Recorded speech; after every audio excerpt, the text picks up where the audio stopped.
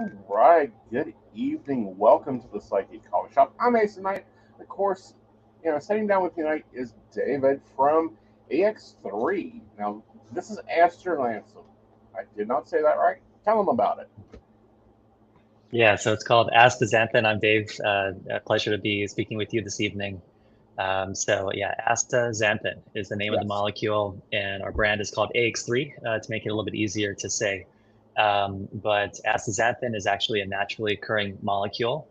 We've all consumed it, whether we've eaten it in salmon, shrimp, lobster, crab. It's actually what gives them their pink or red coloring. But it Hmm. does so much more than that. It actually gives them health and vitality, and is a really potent antioxidant and anti-inflammatory. And so we've done a lot over the last 20 plus years to understand how it works and how best to produce it and help people with all the benefits it can provide. Right. And with this one, um, is it different than like our standard? Is this what doctors are telling us? Eat salmon once a week or twice a week? And how's that really work with this? Yeah, it's certainly one of the reasons. Salmon are also a good source of omega-3s, so they Hmm. have a lot of nutrients. But astaxanthin is a really important nutrient that you can consume from salmon, which makes it a superfood. And it's really different than a lot of other antioxidants or other anti-inflammatories, given its Hmm. mechanism of action, how it distributes throughout the whole body, gets to your cells, gets to the mitochondria in the cells, which is where the energy is produced, and gets rid of the excess free radicals or oxidative stress that can occur due to diet, exercise, aging, environmental conditions, etc. And all of that can trigger inflammatory pathways and Hmm. processes throughout your body, which can wreak havoc. And the fact that it gets to these privileged locations and works at the source of inflammation is something that sets it apart from other anti-inflammatories. And also, it's very different than other antioxidants in terms of how it gets into your membranes and how potent it is at scavenging those free radicals. Right. So it's something that is really interesting how nature came up with this to deal with these issues. Yeah. Now, what did you see in the salmon that when it wasn't in them? So salmon without astaxanthin are gray because astaxanthin is what makes them the beautiful pink color, but they're Hmm. also smaller. They're more prone to infection. They're weaker, and in fact, they wouldn't be able to swim upstream. So when it's time for them to reproduce, they have this amazing feat of endurance and strength where they swim back upstream to where they were born to reproduce, and it's an incredibly grueling and strenuous journey. And to do that, astaxanthin is something that they are just loaded up on. And as they swim upstream, when they turn bright red, that's actually the astaxanthin transferring from their flesh to their skin, and it's something that is probably helping to signal that they're ready to reproduce, but it's also helping them actually make that journey. So it's something that salmon would not be salmon without astaxanthin. Interesting, interesting. Mhm. And what have you saw with this product over time? Because you've been dealing with this 25, 26 years now. hmm Seen a lot of things. So first of all, the fact that it was helping salmon with this amazing journey was something that was an aha moment for us to realize that this is not just making them pink. This is something that is critical to their health and vitality. And when you dig a little deeper, you find that it's present throughout the marine food chain. And it's initially produced by microalgae as a defense mechanism against UV light from the sun, but it's consumed throughout the marine ecosystem. So, like Right. I said, shrimp and crab and lobsters, even up through whales, consume high amounts of astaxanthin. And so it's been something that has been prevalent throughout nature. And in the last 25, 30 years, there's been an explosion of scientific research that's been done to help us understand how it works in the body, the fact that it gets to cells, gets to the mitochondria, how it aligns in cellular membranes, how it scavenges free radicals, and prevents pathological activation of inflammatory pathways. So there's been a lot that we've seen in terms of how it works. But then in terms of the health applications, inflammation is something that throughout your body, whether it's in your joints or your brain or your heart, can lead to health issues over time in different places that people may think of as unrelated, but in fact, Hmm. they share a common core driver. And so we've seen benefits for joint and muscle health. We've seen benefits for cognitive health and function, Hmm. cardiovascular health, metabolic health. So we've seen benefits from a whole body standpoint, kind of mind and body, Hmm. that are all anchored by this kind of safely targeting and mitigating oxidative stress and inflammation at the source. Okay. So with it targeting everything, it gets processed in the liver. Is there any side effects? Is there any things that gets broke down? You know.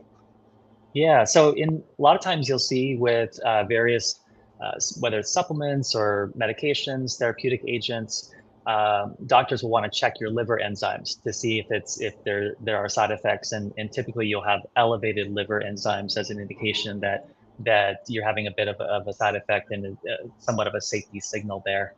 We've actually seen the opposite of that when we've done studies looking at liver health, and we've seen actually reductions in your liver enzymes. So if anything, it's benefiting liver health rather than causing damage, which typically when you're administering some type of supplement or medication, a Mhm. doctor will work with you and figure out, okay, how much can I dose? What's the safety window? What's the trade-off? In Right. this case, it looks like it actually supports your health and is not causing the side effects. And so there's been extensive safety testing that's been done with astaxanthin. In order for astaxanthin to actually be included in animal feed, for instance, salmon feed, farm-raised salmon are actually fed astaxanthin because it's a critical part of their diet, and otherwise, they would not be pink and they would not be healthy. Hmm. But before the FDA would allow the salmon farmers to feed the farm-raised salmon with astaxanthin, similar to how they get it in the wild, there had to be very extensive safety testing done, knowing that humans would be consuming those salmon Right. as well later on. And so a whole robust battery of toxicity studies were conducted, high doses, long durations, and showed no clinically meaningful side effects that were of any concern.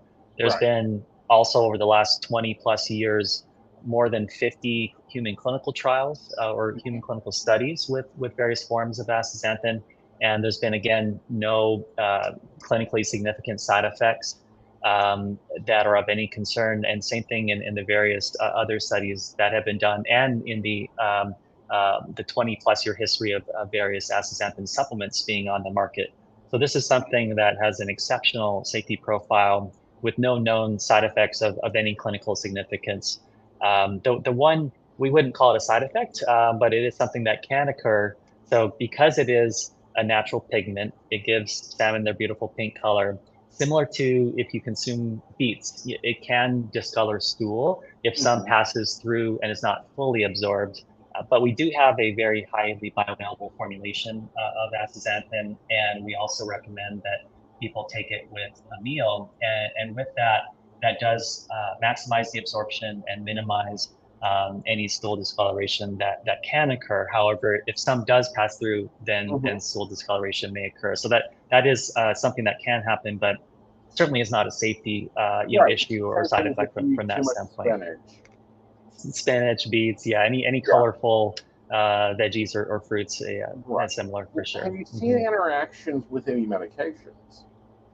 We have not. We always, of course, recommend that if someone has a medical condition or if they're on medications, that they should work closely with their doctor or other Hmm. healthcare professional to figure out what works best for them and monitor their health closely.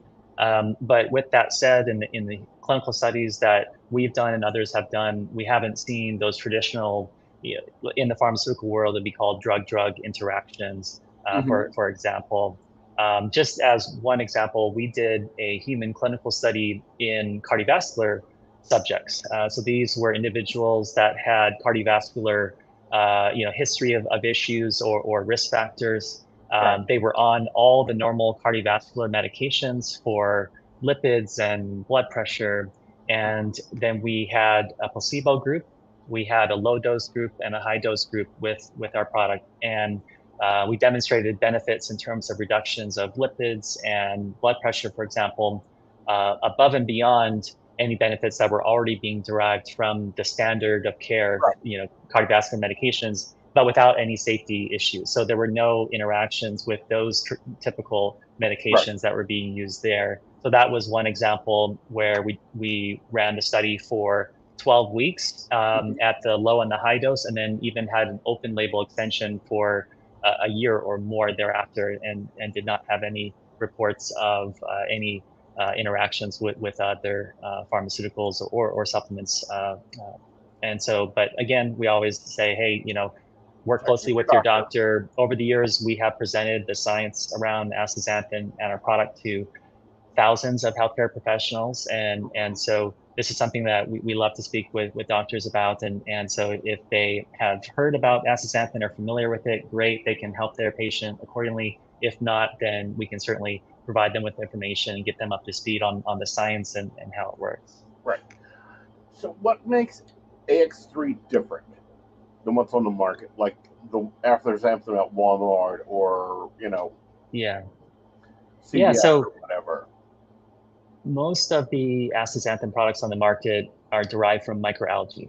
And that's actually where my journey started here as well. 25 years ago, working with a company growing the microalgae that naturally produces astaxanthin. And doing that is pretty challenging.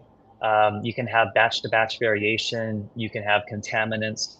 It actually takes a lot of water and land and energy to actually produce the microalgae and then to extract the astaxanthin from it. And even when you do finally extract the astaxanthin from the microalgae, you're only getting 5 to 10% astaxanthin in that microalgal mixture. And then you have another 90% of other components from the algae, which are not necessarily bad for you, but that's not what is the intended active ingredient.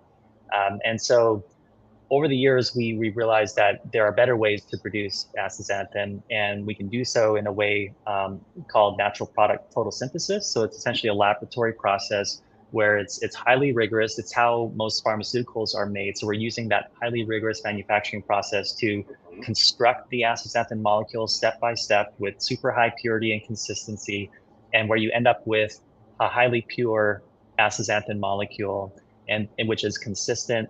And then we formulate it into a highly bioavailable form so that you can actually absorb much more into your body. And then we did a head-to-head study versus the leading form of astaxanthin from microalgae in a group of human volunteers. We gave them a dose of the microalgal form of astaxanthin and then measured their blood throughout the course of a day to see how much astaxanthin they actually absorbed from that dose. And then we had them go home for a week, not consume astaxanthin or take any astaxanthin supplements. And then we gave them our form of astaxanthin and then measured again their blood levels over the course of the day. And starting again from the same dose per of milligrams, we did two 12 milligram capsules. So they had 24 milligrams of astaxanthin previously from algae, and then 24 milligrams of astaxanthin as we produced. And when we measured their blood levels, we actually had 3 times the amount of astaxanthin delivered to the bloodstream. And so that is something where you're going to have a much better effect because you have a dose-dependent response where the more you get in, the better the benefit is. And also it's just more practical and cost-effective for a consumer to be absorbing as much as possible from the supplement rather than passing it through.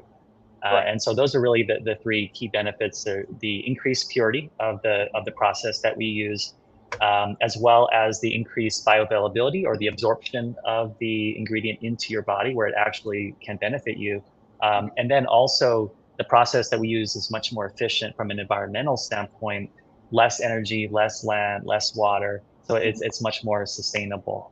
So those are really the key differences that set us apart compared to the algal forms of the product. Well, you have another thing that sets you apart.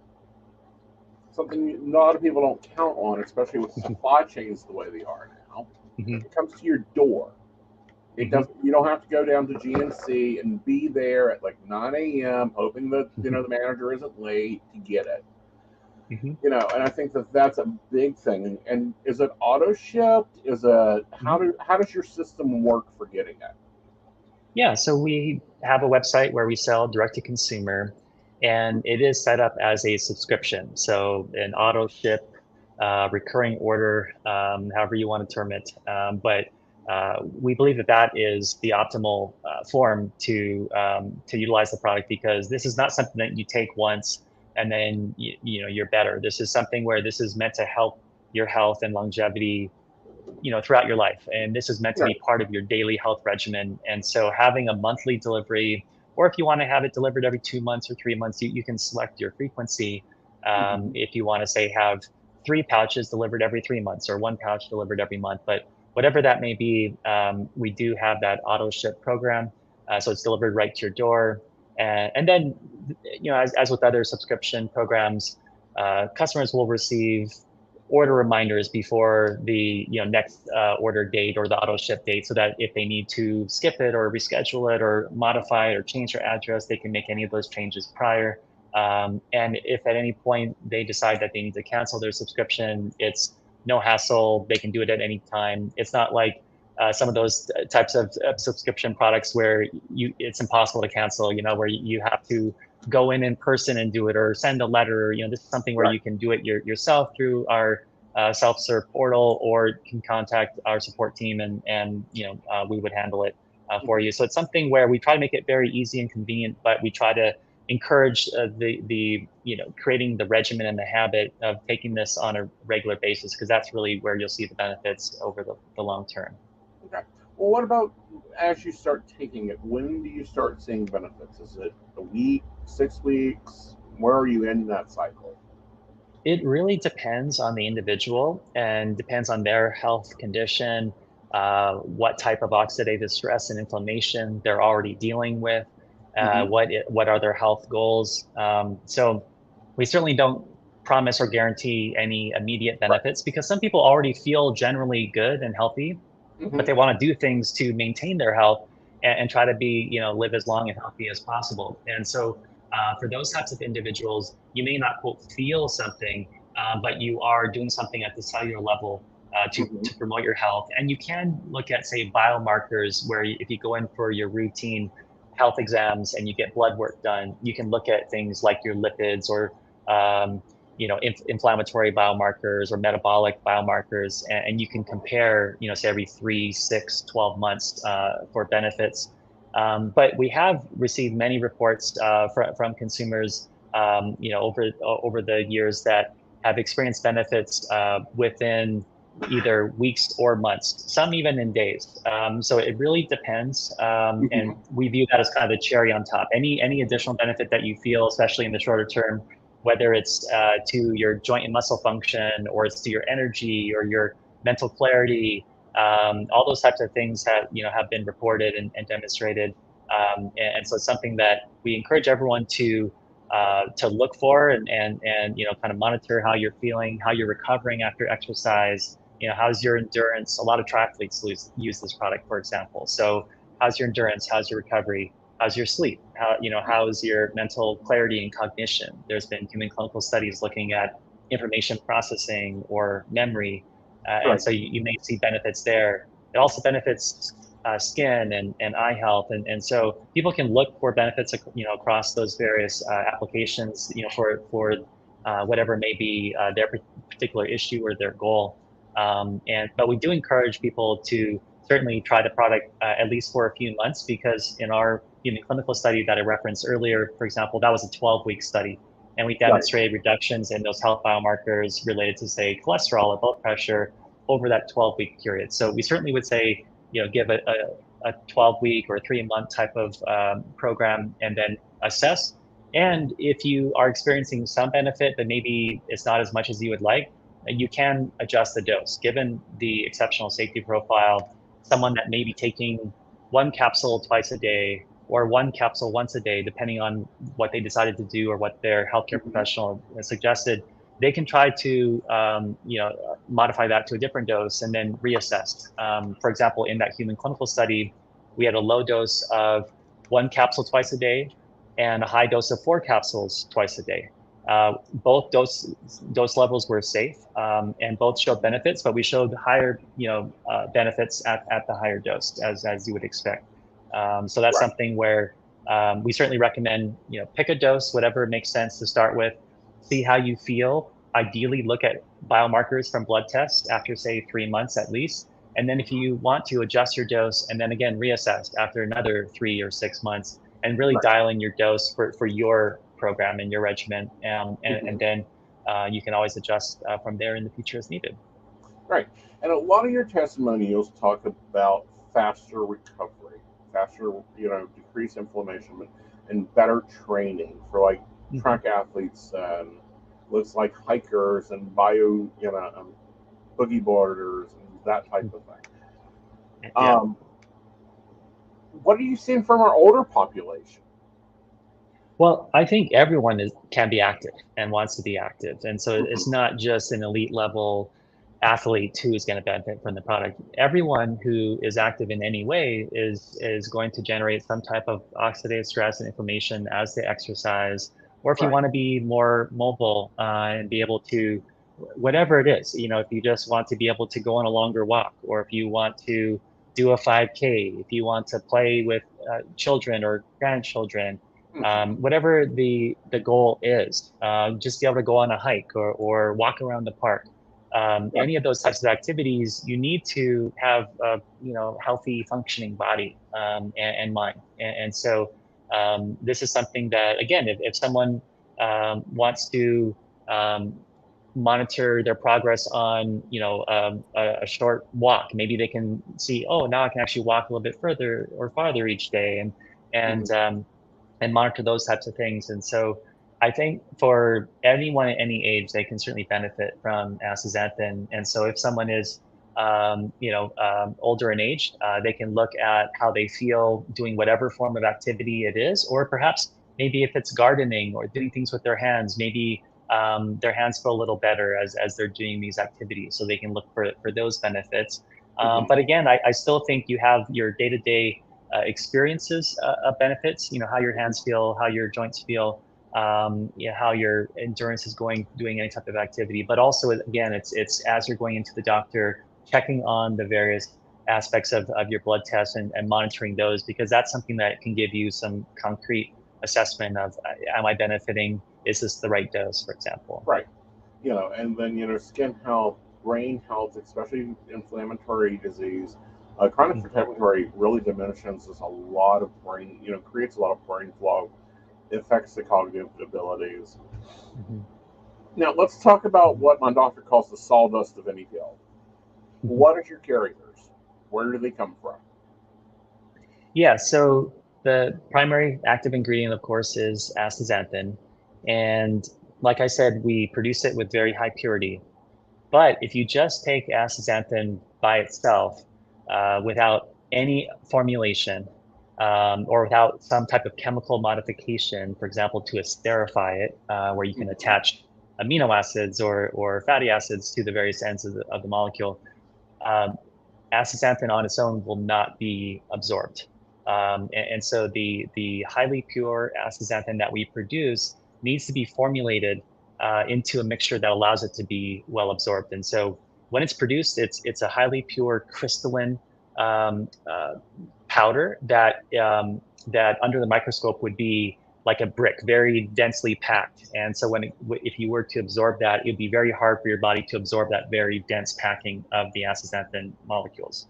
Mhm. So what we do is we essentially kind of disperse it into a cloudy mixture, a matrix. And so we create a starchy matrix. So we take some modified food starch and a little bit of glucose syrup, very, very low levels compared to dietary consumption. We can come back to what that means. But we take this little bit of starch, a little bit of glucose syrup, and create this starchy matrix that you can disperse the astaxanthin throughout. And so it's like this pillowy, cloudy matrix of material that the astaxanthin molecules are dispersed amongst. And then when that is administered, that can be well absorbed through Mhm. your gut. And so that is the reason that we utilize the modified food starch, a little bit of glucose syrup, and the cornstarch to create these highly bioavailable particles or beadlets containing astaxanthin. Right. And just to give you an example, when people hear glucose syrup, they're going to think, oh, there's sugar. I'm supposed to stay away from sugar. And certainly from a dietary standpoint, reducing sugar intake is a good thing. And so the amount of glucose syrup in this product is less than 1/10 of half a gram per capsule. And for comparison, for context, the FDA has regulations for foods. If you want to call a food or a beverage sugar-free, the threshold is actually half a gram. So Mhm. we're actually less than 1/10 of that threshold of what would be considered sugar-free, from an FDA standpoint for like a food, for example. There's Or more another sugar comparison. in one of those little blue packets than there is in your pills. Yeah, Yeah, exactly. Or I know those even numbers. a cup of spinach Yeah. has has more than double the amount of sugar that Mhm. a capsule would have. Um, you know, a cup of broccoli has more than a gram of sugar content, and so this is something that is a fraction of what you consume in a cup of broccoli or kale or spinach, and so it's just a tiny amount of glucose syrup to help the formulation kind of hold together. Right. And the same thing with the modified food starch. We're talking very sub-gram levels that if you're consuming starches in your diet, you're consuming grams and grams of this type of material. And so these are very low levels, but they are there as as a functional performance purpose. It's not something that is like a filler, because a lot of times supplements or drugs will have fillers, and this is not that. This is there Right. for performance reasons. Um, and then we also have very small amounts of vitamin E and vitamin C in the formulation, which again are not there actually for the health benefit, or they're not a filler. They're actually there because they're also antioxidants, and so we want them to be the frontline defense for the astaxanthin molecule on the shelf. So before you consume the capsule, we want astaxanthin to be protected and not dealing with the oxygen in the air. We want Mhm. astaxanthin to be reacting as an antioxidant in your body. And so, so that's why there's a very small amount of vitamin E and vitamin C in the formulation, to help with stability, to make sure that you have the fully intact, astaxanthin when you're actually taking it yourself and absorbing it into your body. Right. And so those are the key ingredients in the formulation. Um, and then from an encapsulation standpoint, we use vegetarian capsules.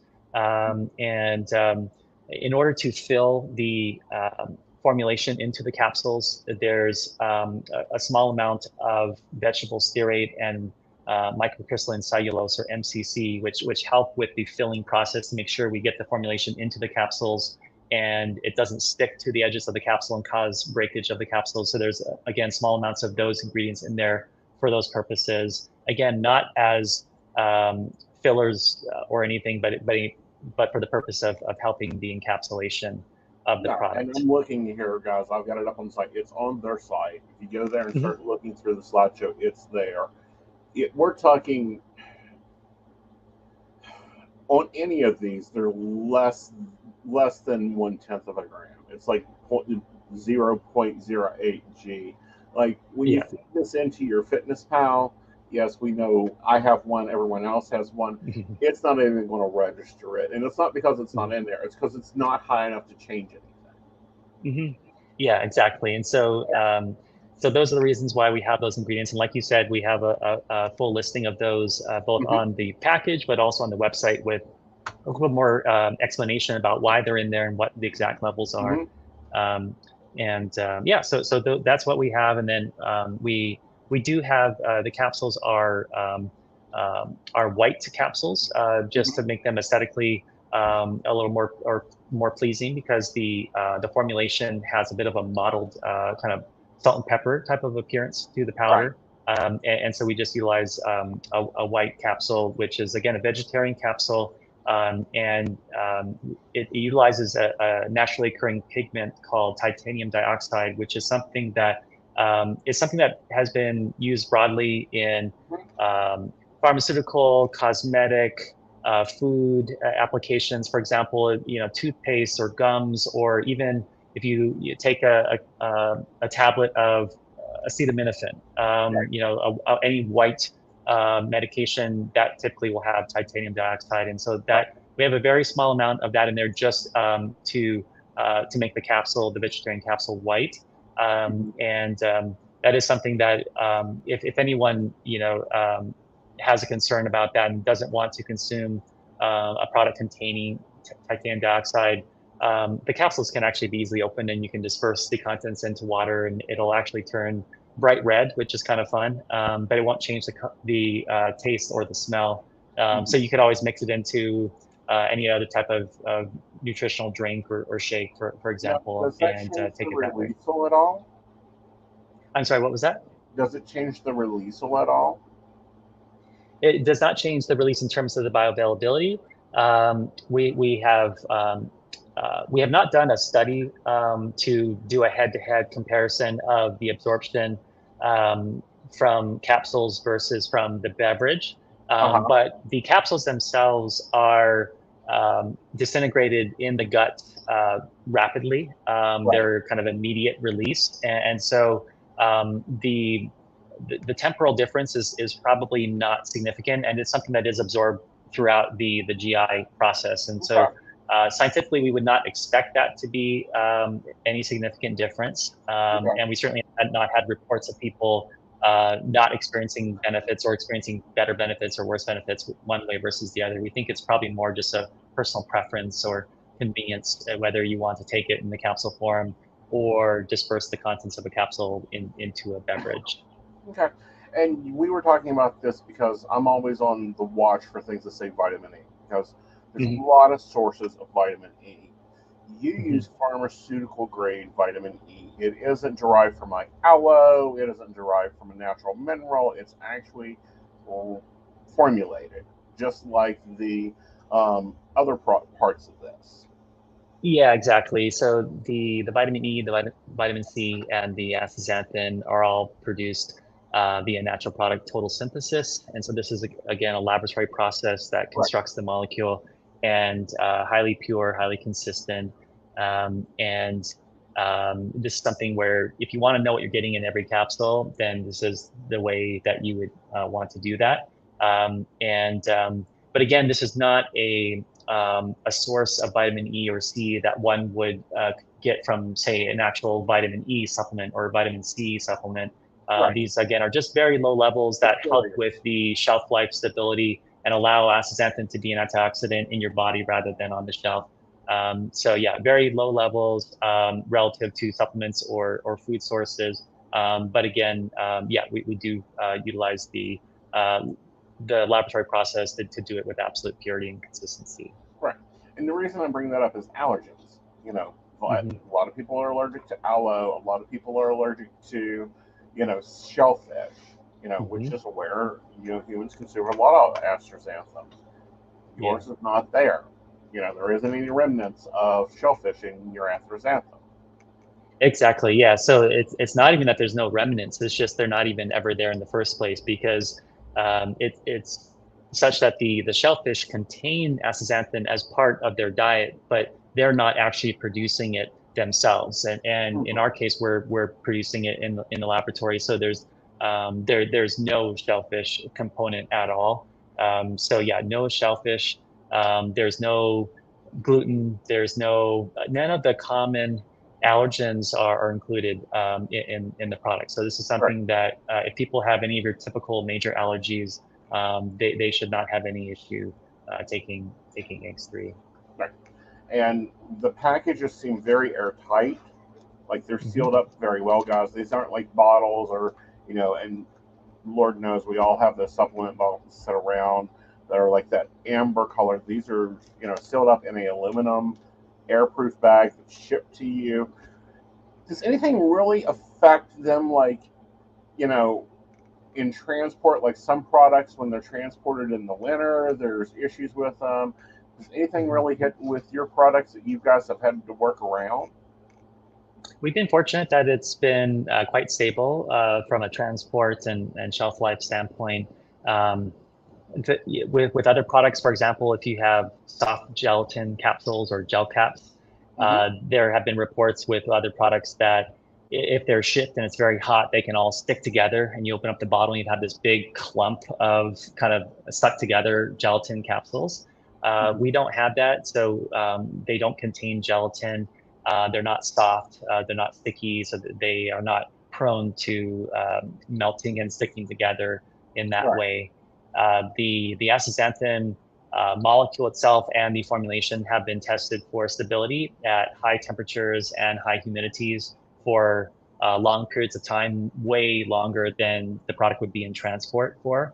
So we have not experienced any issues with any stability in transit. As you mentioned with the packaging, we took a different approach rather than going with a typical plastic bottle or amber bottle. We wanted to do something that was very minimal from materials standpoint. And so we have these recyclable pouches that are both a very small amount of material and fully recyclable.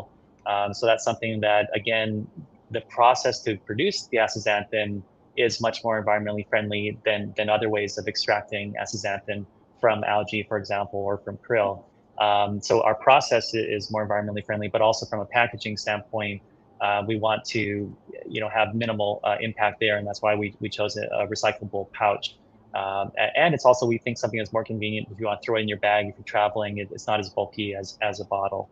And then with the direct, shipment to your house, that's something that if people want to space out their shipments and do a few pouches at a time, then they can also, have less transport and kind of, consolidate their shipments if they prefer as well.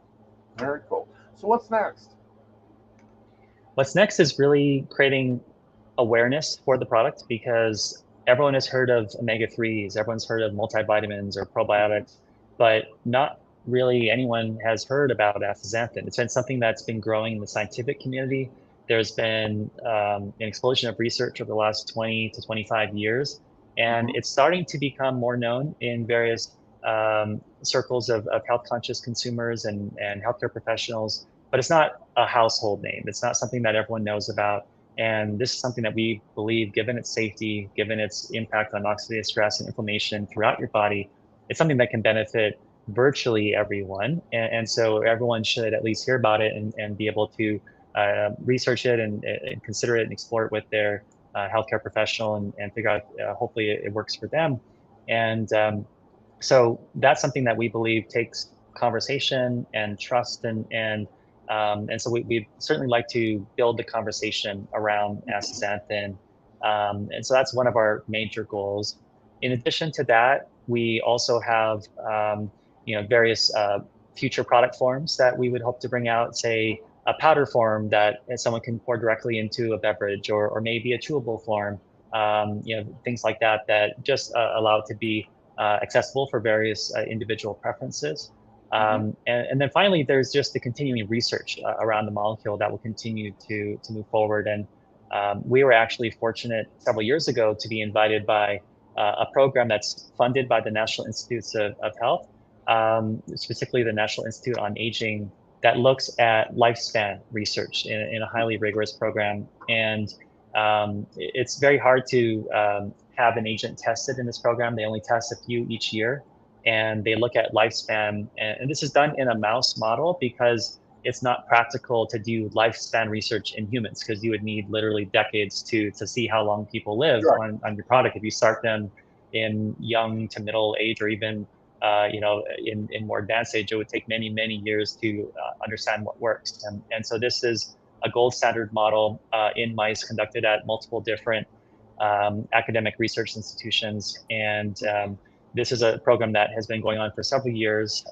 and the study is wrapping up and being published as we speak. And so at some point, hopefully later this year, we'll be excited to see the publication and the results announced from that study. But that's a type of research that we think is important to continue to expand around the understanding of astaxanthin and what it impacts. And in this case, what was being researched was lifespan. And it was all based on prior research showing that astaxanthin extended lifespan in various other model organisms. So in roundworms, which are commonly tested in aging research, or in fruit flies, or in yeast, those are all tested, and researched for biological research and aging. And so we saw extensions of lifespan in those models.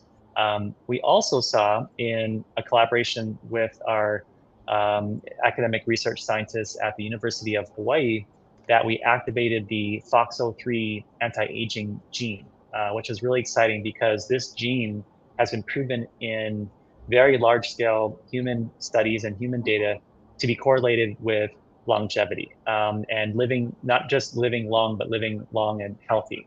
And so this is one of the few genes that's really connected to longevity. And we demonstrated with our collaborators at the University of Hawaii that astaxanthin actually increased the activation of that gene, which is a good thing. The more active it is, the more likely you are to live a longer, healthier life.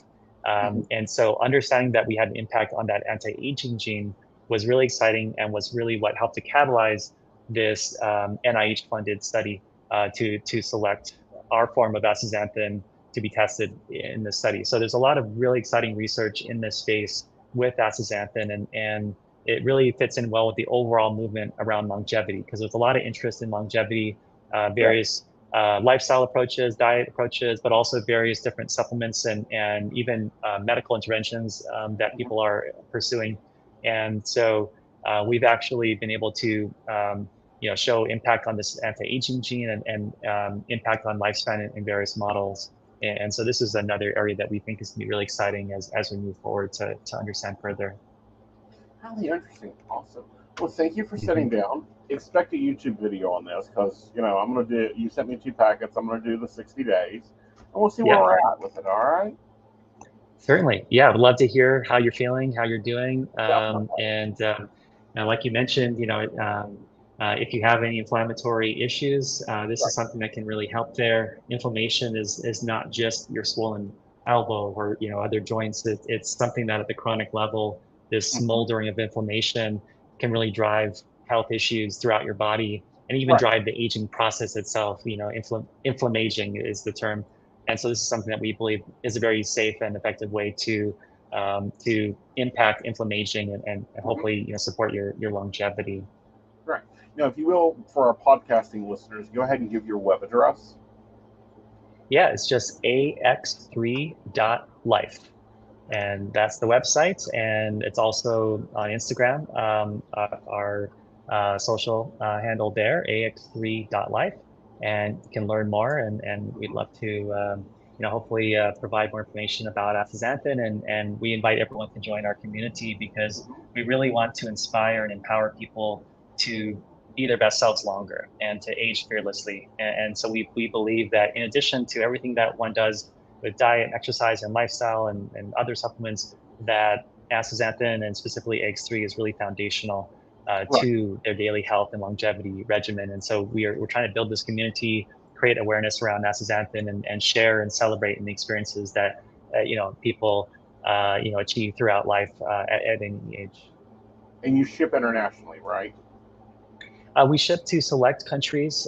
Different countries have different regulations, but at this point, we do ship to Australia, New Zealand, Canada, the UK, and the British Virgin Islands. And we are exploring additional international countries and regions as well.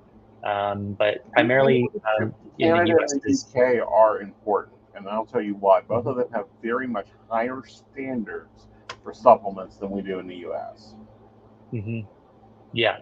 And even in the U.S., it's still, you need to have something that is pure and, you can't claim anything on the label. And there are other supplements that will make various claims that are not actually compliant from an FDA standpoint, but we're very strict about that. And so we have science to back up what we're saying, but it's also within the aspects of the FDA regulations. And so, but like you said, different countries have different regulations. And so this is something that, we believe is, highly pure and something that a healthcare professional or regulatory,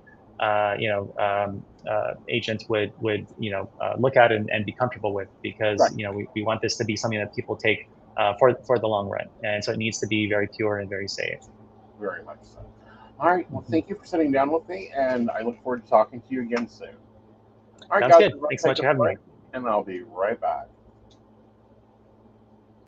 Hi, this is Sandy Starr. I'm a psychic and I work on Keen, and I have been working on Keen for over 22 years. You can reach me on 01068 I deal with a myriad of subjects, but I do specialize in relationships, marriages, divorces. Is he cheating? Is she cheating? Whatever the dynamic of the relationship is, I will guide you through. I've got amazing radar for cheaters, so I will tell you the truth if he or she is cheating. I can help with any subject you need me to help you with besides relationships, and I look forward to hearing from you. Again, you can reach me through Keen. My extension number is 01068. I really look forward to hearing from you and helping you with whatever you need me to help you with. Hi, I'm Tracy Van. I'm a psychic medium and I work with tarot cards. I also practice Reiki and access bars. I would like to share with you what a reading with me is like. It is a blended reading of psychic and mediumship, and I deliver these messages exactly as they come through. I'm not going to mince words or add any padding. I am a professional, reliable, and honest communicator. I have readings available anywhere from 15 minutes to an hour. You can book a reading with me at tracyvan.com. That's TracyVann.com. And no, I'll always tell you exactly what you need to hear. Hey everybody, Natalie here from The Pendulum's Path. If you are in need of guidance, direction, spiritual connection, healing, or more, you have come to the right place. I have worked as a psychic and a medium for over 3 years, connecting people from all over the world with their loved ones, giving them insight and guidance into their current situations, their past healings, their blockages, and what they need to know in order for them to have a better future. It would be my absolute honor if you would come to my website at www.thependulumspath.com. Visit my shop. I have a whole bunch of crystals, oils, balms, mystery boxes, and more. And visit my services. I offer 15-minute, 30-minute, and 60-minute sessions. I also have email readings available if you're not comfortable with the one-on-one session with me, or if you just want to try me out. I encourage you to come visit me at the Pendulum's Path, and let's get you back on the right track today. Hey everybody, Lady Gwendolyn here from Rowan Temple of Light, and I'm here to tell you about our events this summer. First up is Beltane in the Hills, May 13th, and that is from 1 to 6. We have entertainment, we have a bunch of vendors, we have a fairy photo shoot. It's going to be exciting. You having any questions, reach out to Earth Magic or to myself. After that, we have Central West Virginia Pagan Pride, August 19th. That's at Holly Gray Park from 11 to 5 for the day. And we will have Sarah Masters coming down from Pittsburgh to be our keynote speaker. We have some great classes for that. So if you want to get involved, reach out to Rowan Temple of Light at Gmail, or just follow us along on Facebook at Rowan Temple of Light, and we look forward to seeing you out in the community. See you there. All right, welcome back. Hi, Joe. How are you, honey? Oh, busy as ever. Yeah, it looks like you've been busy. Yeah, a little bit, a little bit. Yes. Hello, Dark Hunters. Hello, Melissa. Hello, Brenda. How are you? Okay, so I'm going to drop into this conversation, but we're going to stay here for long. Dark Hunters. Most likely, since Nitro's had one there since, I don't know, 1974, it is actually illegal in Nitro to be dressed in. You have to have one article of male clothing. If you are, or one article of your biogender clothing. That's been a city ordinance since back when I was a baby drag. Oh, goodness. Yeah. Yeah. Oh. Goodness. So, I hope that they don't. Little Fayetteville, West Virginia thought they had to, and they did. I think we're going to see this play out very quickly. I'd say over the next 2 years. There's going to be a lot of cities rewriting ordinances. Yeah. For what good it may do. Yeah. Because I'm sorry, but decades ago, Mm-hmm. yeah, you can write the ordinance. No one's going to give a crap. It's not going to make it through the Supreme Court. You're never going to have the right for that. Decades ago. Uh-huh. Now, I don't know. Yeah. I think a lot of cities are going to end up finding out it's way easier Uh-huh. to just not do that. Mm-hmm. Or to go, well, that was cute. Now let's repeal it before it costs us a damn arm and a leg defending Right. it. Yeah. Like. Yeah. Oh, come on. Yeah. But we'll talk about that on Friday. That is on my agenda to go off on. Absolutely. I mean, we survived J. Edgar Hoover's FBI. How much worse could it get? Oh, please. J. Edgar Hoover's FBI was a joke in a library. I know. That was kind of the point. Although he was a good queen. He was a good queen. Fair enough. Fair enough. That's what I'm saying. We survived J. Edgar Hoover's FBI. How bad could it get? Right. All right. So moving on. Let's talk about what you've been waking up to the past couple mornings as I've been digging into this because it was quite scary to say the least. Oh. Oh, yes. So, 8 passenger and connections.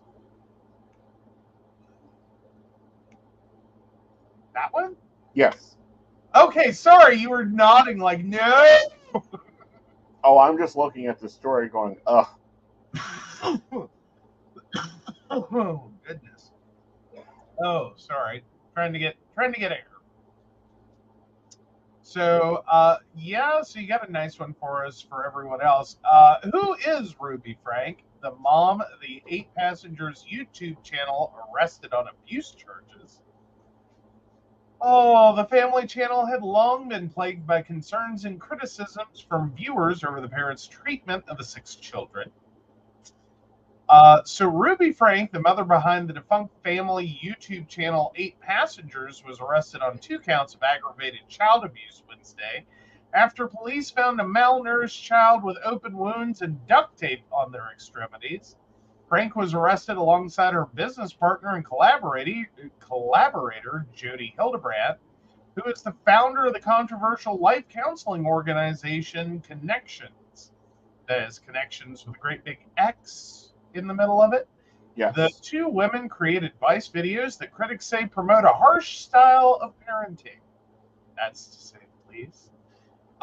Frank has come under fire in the past for her now deleted parenting blogs. Viewers have accused Frank and her husband Kevin of being abusive for years. Ruby Frank and Hildebrandt did not respond to emails and calls requesting comment. It was not immediately clear if they had attorneys representing them. As news of the rest of the arrest circulates, here's what to know about the controversial family influencer. Well, first of all, yes, they do have lawyers. Looking at the Snark Cart documents, Ruby Frank at least has a lawyer. She has the same lawyers as she had for her divorce case. That was. Oh, pending. yeah. Because your divorce lawyer is a great person to represent you. Wait, so there actually is a divorce? It's not filed yet. These are the ones she retained. Talk about a scandal in the middle of a divorce. That's just... Right.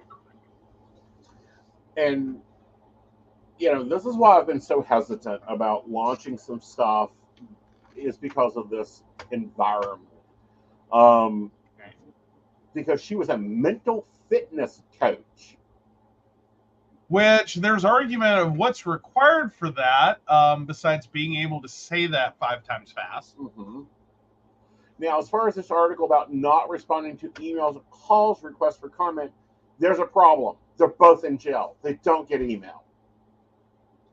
Oh, this is true because they were they held without bond. Yeah. It's a funny thing, and not funny, haha. that when, your child is found with, duct tape and wounds, Mm-hmm. judges aren't very open to bail. No. That's kind of like, what the hell? Right. Malnourished. She was making millions off of her YouTube channel. You're telling me she cannot afford food for her children? Well, but that's been a large part of the controversy with her. Right. Because she has often talked about using food as a penalty. Right. Denying food from the children. Right. In order to correct behavior. Yeah. Yeah. I'm a little pissed right now about this case, and here's why. DCS has had numbers and numbers of reports of abuse. Numbers. No knock on the door, there is nobody home. Nobody answers the door. Nobody comes to the door. For over a year, the neighbors was reporting the children being left alone, the children being, like there's video evidence, like they are compiling video evidence, and the Google Doc is huge. I looked at it earlier, and it's like, holy crap, there's more evidence for the abuse these children suffered than there is about the election fraud. Right. That's, and not to tell anyone how to get away with, child abuse, but it is one of the unfortunate sticking points that when you take a child out of school, which these kids were homeschooled, right. At least here in the later years, that takes them away from one set of mandatory reporters who can document evidence and take photos of clearly visible injuries and immediately call someone to go, "Hi, social worker, do you see what I see? Because this looks like child abuse." Right. So that takes them out of the realm of one set of mandatory reporters. Right. Then you turn around, and I'm going to go out on a limb and say these kids don't have really good health care. As in, they're probably not getting all their well visits and everything else. Right. And I believe they've moved a couple of times, haven't they? They've moved a couple of times. They've avoided, they have multiple homes. It's debate whether the home the child came out of the window of, escaped from, is a studio for connections with an ex, or if it is actually Jody's home. Right. It's like, hello, DCS, where are you? Well, the problem is they're nowhere that they need to be. Right. When they need to be there. Because reports are very useful, and I'm not saying don't waste your time. Right. Make the report. Yes. The problem is, until the social worker can lay eyes on the children, right, all they have is words. Right. There's no mandatory reporters involved. There is no medical opinions involved. There is no social worker opinion involved. There's just a bunch of people making claims. Right.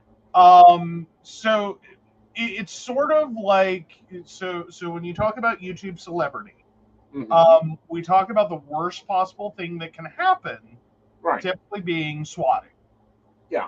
Because that is a scary, frightening, violent, potentially deadly way to attack someone.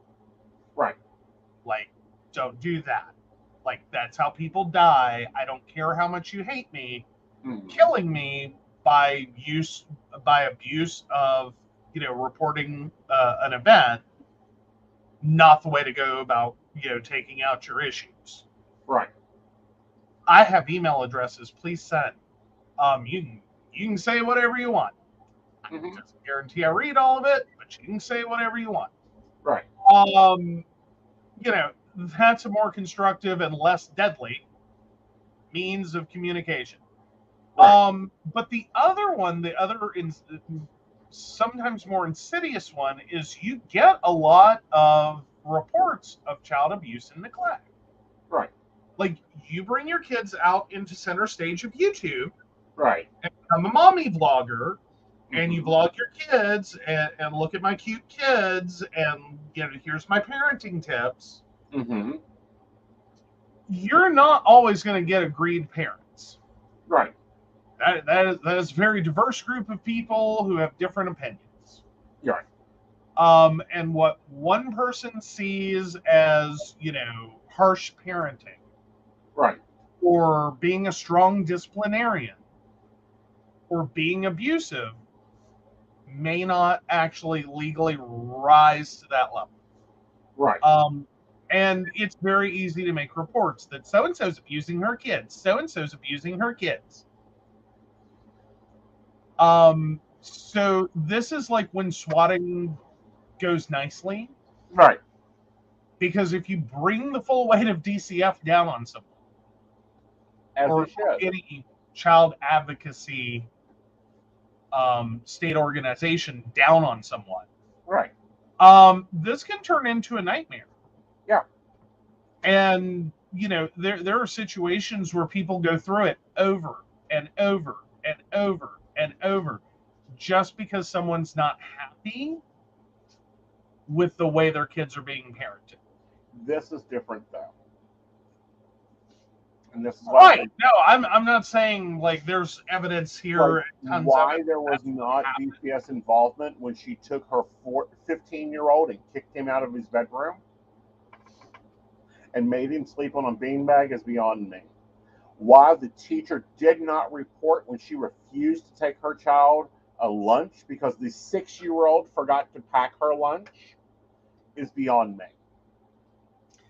Again, on the 6-year-old, while that was still in the school system, Mm-hmm. that is one incident that seems like an unreasonable parent being harsh. Right. Depending upon how the school handled that, if they went ahead and gave the child a lunch, Right.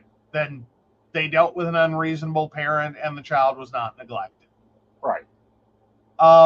If they didn't give the child a lunch, then at that point,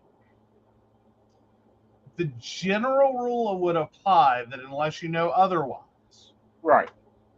and can prove otherwise, technically a kid missing a meal, Mm-hmm. Right. is not grounds for child abuse. That definitely says you might want to take a closer look at this kid and see what's going on. Right. But it doesn't on its own, like, kids forget their lunches. Parents aren't able to make it. Right. And it depends upon the school system and how seriously they take their, providing for the, best interests of the child as to what happens next.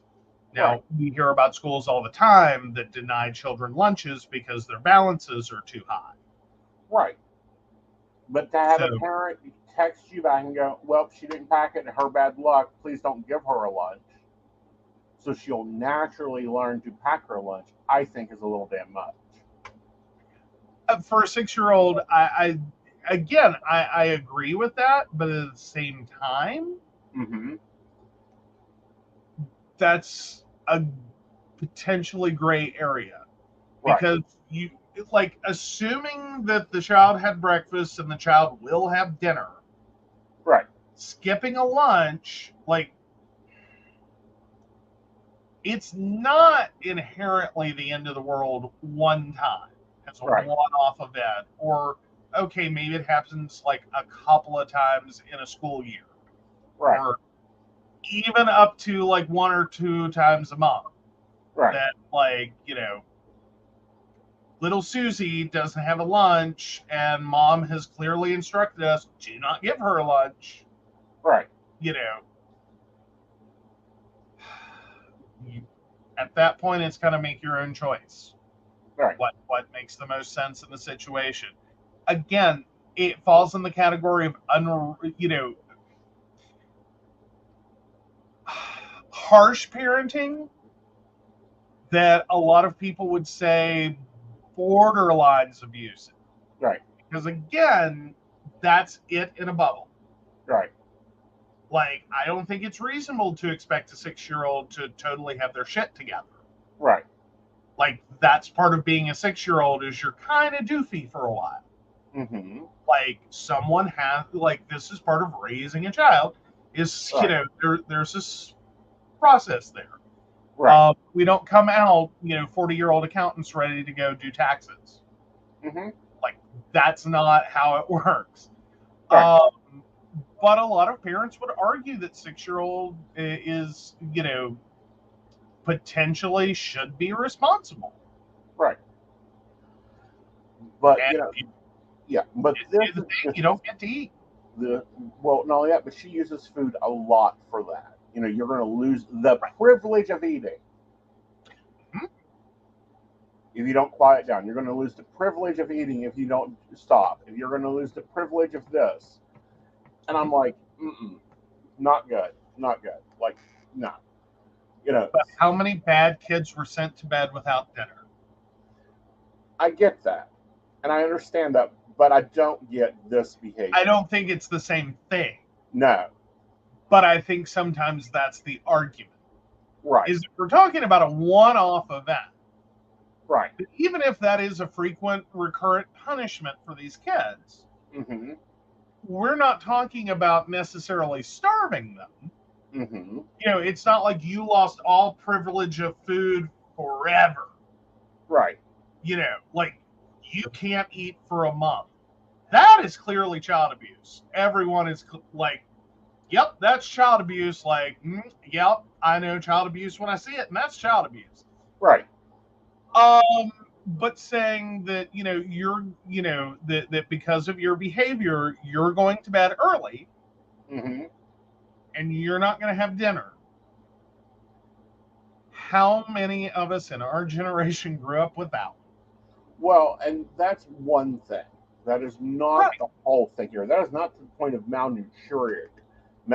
Right. And I get that. I'm totally on board with that. I'm just saying sometimes, like, trying to take what's in a video, mm-hmm.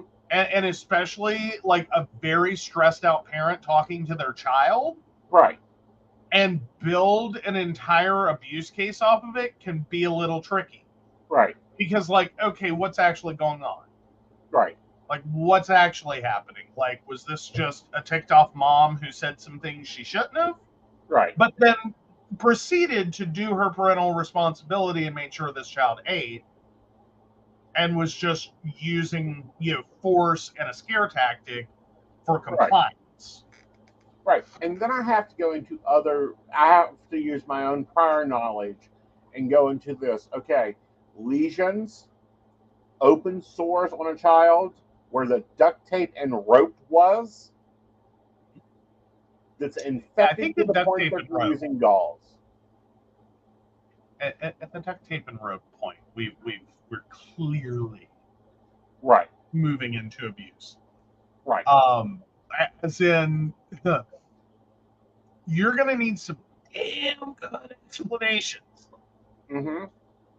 That are going to have to put, a very, very clear light on why this was the better choice than something. Right.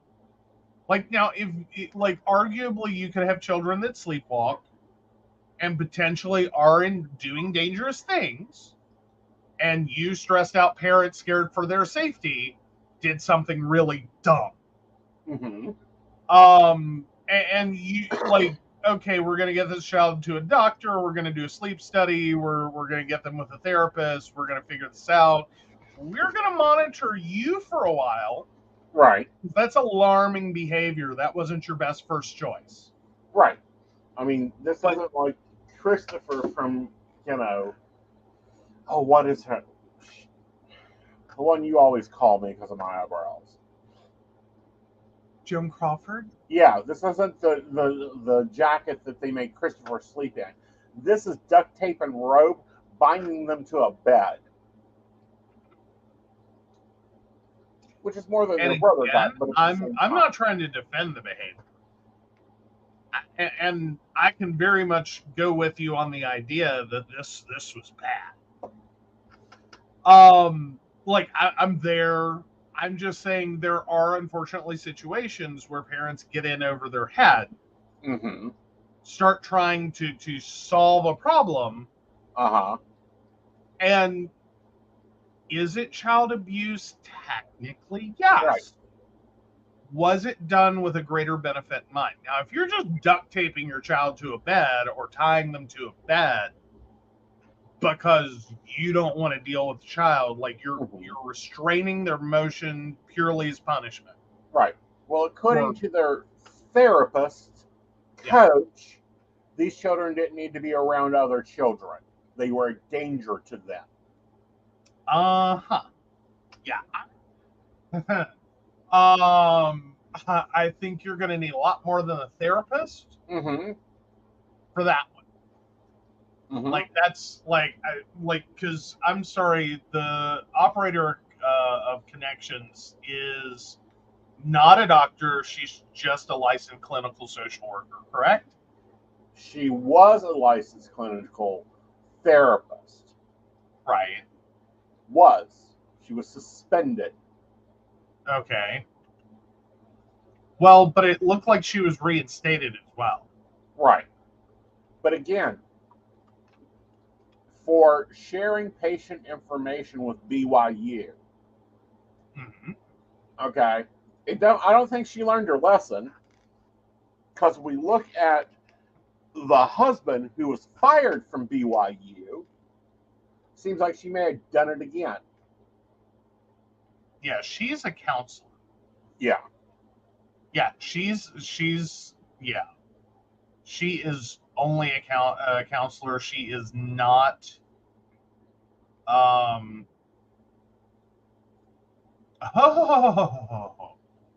there's some original detail there, or additional detail there. Okay. All right. So so she is not Dr. Hildebrand. Right. She is a therapist, and I think you're going to need someone with some more letters, bigger letters, more important letters after their name that gets referred to as a doctor, in order to start calling two children, minor children, a danger to other children. Like you like there's typically a lot more involved than your therapist or your counselor. Right. Making that declaration. Right. Now, what's interesting, what's scary interesting, and this makes me wonder just how big this goes in Utah, is the similarities to the Lori Vadell case. I just love that someone has bought jodyhildebrand.com and is using it to jump out all of her information, and the fact that she is involved in a child abuse arrest and her horrible beliefs. And her license being on probation, and that is a whole ass website for anyone interested. And I just stumbled on it. And I'm like, I appreciate that, and they're doing it very politely. Right. They're being, or at least so far from what I've read, I can't say that's true through the whole site. But yeah. Ooh, do we have the arresting documents? Oh, I don't know. We have calendar details. They've been charged with a statement from the Santa Clara Ivans Public Safety Department press release. Okay, let's go with the statement. Okay. Go ahead and read it. Yes. On August 30th, 2023, around 10:50 hours, a report came into our dispatch center regarding a juvenile asking for help. The calling party stated the juvenile appeared to be emaciated and malnourished with open wounds and duct tape around the extremities. The juvenile was asking for food and water. The condition of the juvenile was so severe that they were seen by Santa Clara Ivans EMS and transported to a local area hospital. Information was obtained by police that other juveniles in similar condition may be in a nearby home. Officers arrived at the home and searched the residence, locating another juvenile in a similar physical condition of malnourishment. That juvenile was also transported by EMS to the hospital for treatment. A search warrant was obtained in connection with this incident. During the search of the home, evidence was located consistent with the markings found on the juvenile. The Department of Child and Family Services was contacted, and in a joint effort with the Springville Police Department, 4 minor children were taken into the care of the Department of Child and Family Services. Jody Hildebrandt and Rudy Frank were arrested in connection with the incident. Due to the sensitive nature of this case, no additional information will be released at this time. Yeah. So, yeah. Yeah. Oh, we can actually sit and watch this if we wanted to. It's going to be WebExed. Okay. Yeah. Meaning So, we can watch the court proceedings. Oh yeah, I'm sure that's going to be an interesting. Yeah. Because quite frankly, this sounds like an extreme version, because I'm having flashbacks. Yeah. Not because it's happened to me, but of things people describe. Right. This sounds like a modified version of like conversion therapy. It sounds like extreme weird therapy. It sounds like it is demented. It sounds like that it is very much like the Lori case. Well, I struggle with saying the words conversion therapy because we all know that's crap. But welcome to Utah. Right. And I don't think it was specifically like, I'm not calling it conversion therapy. I don't think that's what was happening. I think this is a form, though, of therapy, Mm-hmm. and I use air quotes around that heavily, in which you're basically trying to break this child down. Right. You don't like the disrespect, you don't like the behavior, you don't like whatever. The distortion, the not living in truth. These are their buzzwords. Pay attention to these buzzwords. Yeah. More importantly, pay attention to these buzzwords. Living in truth. Being distorted. Those sound like Lori Valdez, the stuff that came out of the Lori Valdez case. Problem with the children. Lori Daybell? Yes. Yeah. Yeah, but basically the whole point of this is to break these kids down. Right. Psychologically, emotionally, physically. Right. To where they can no longer resist. This is like a boot camp from him. And it occurs a lot in like conversion therapy. Mm-hmm. It's used a little different, but fundamentally the same thing. Is you weaken someone to the point that they can no longer resist you. Right. Not like sexually resist you, but I mean like they have no ability to argue with you because they quite frankly almost have no ability to live. So right. You quit arguing at some point and go food and water, whatever it takes. Right.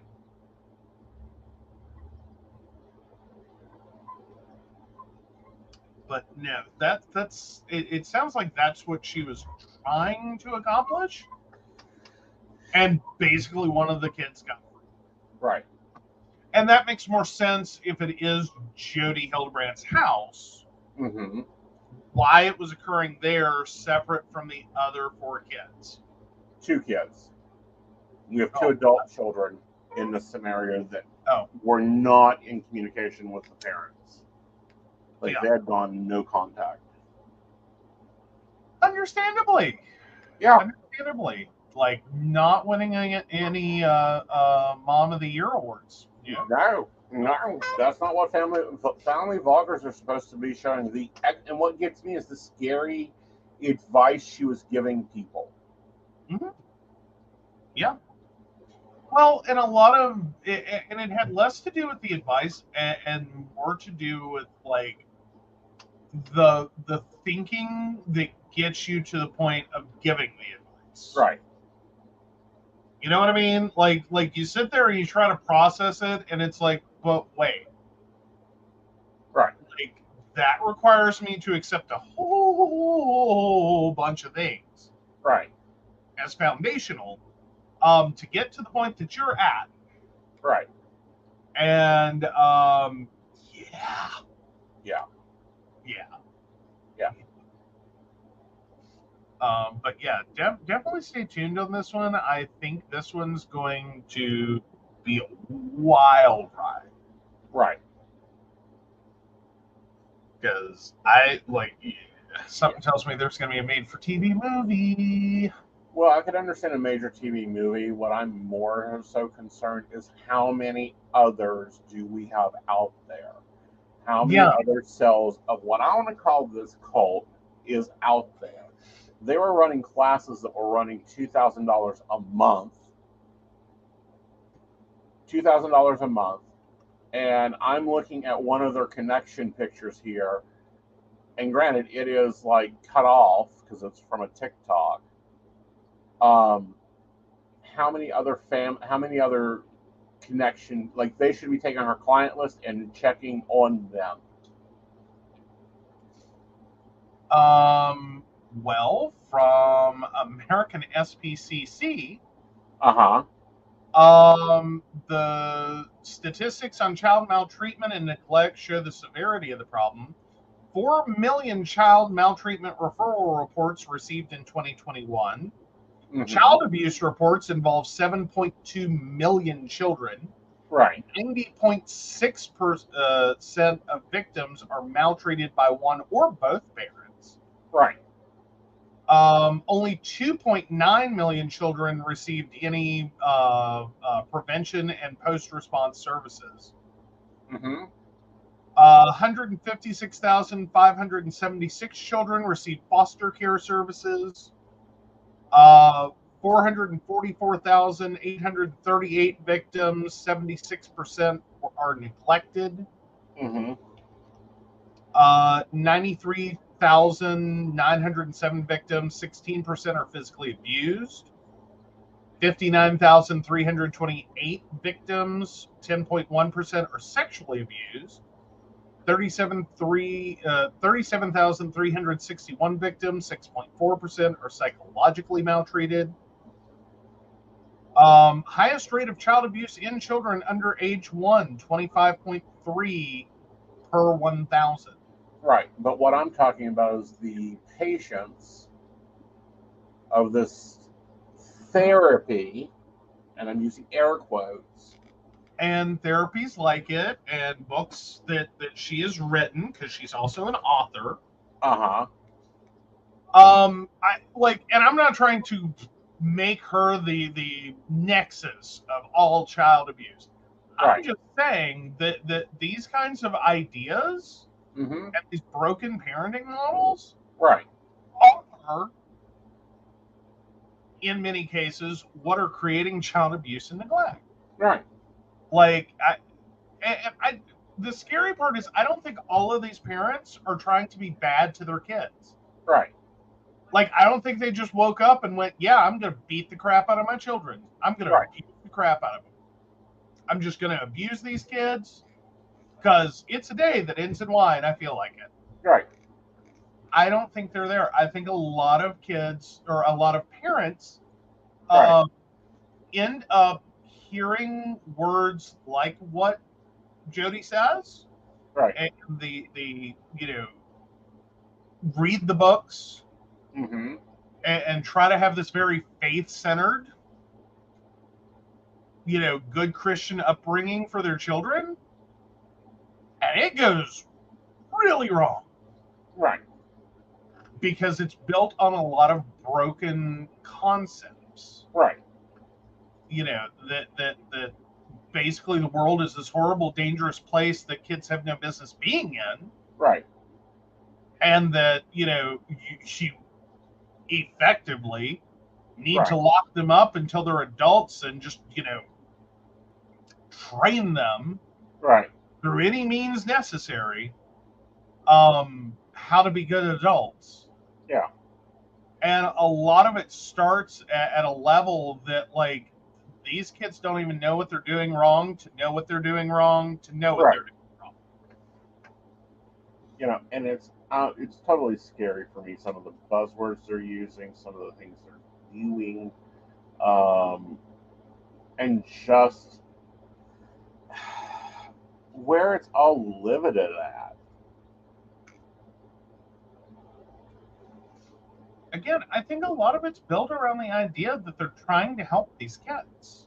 Well, And they're it may just be so... built on the idea of trying to help these kids, and maybe built on the idea of trying to, build connectivity or whatever with these kids. I get that, but at the same time, duct taping them to a bed is not helping them. Starving them is not helping them. And again, this is at the outer edge, and I think that by the point that some of these parents get there, they really truly think these children are a danger to themselves and others. Right. And it's like, oh, your foundation is so damn broken. Right. That got you here. Right. Where you think, like, when you say these kids are a danger to themselves and others, what do you mean?